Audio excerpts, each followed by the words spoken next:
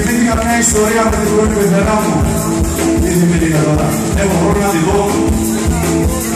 Παιδιά, την πεθερά μου μια βραδινιά στον ύπνο μου την είδα.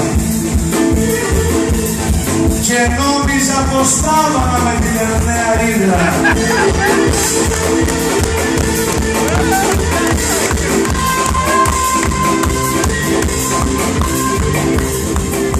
Μ' αυτή δεν τρίχει κεφαλές να κόψω και να κάψω η Λουδιάνα. Μόνο έχει γλώσσα 10 ρογές και πώς θα την αστρώσω.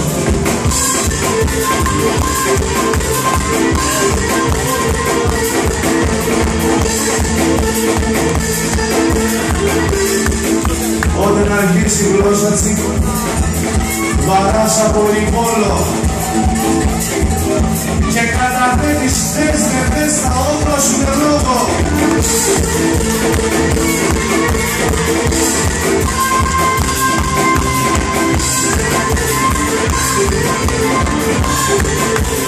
Και όλα αυτά γιατί η μάγατζη με βλαστημά και ο γύρις η μισή με. Γι' αυτό γυρεύω για να πω μαγόνι λάρις είμαι.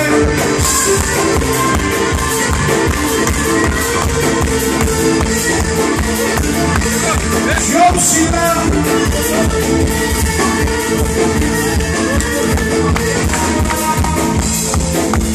Δράση φοβάμαι.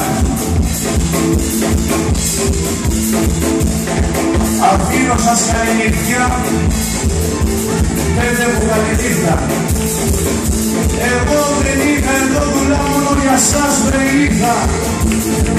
Ευχαριστώ πάρα πολύ να είστε όλοι και όλοι καλά. Και ο Πίστα.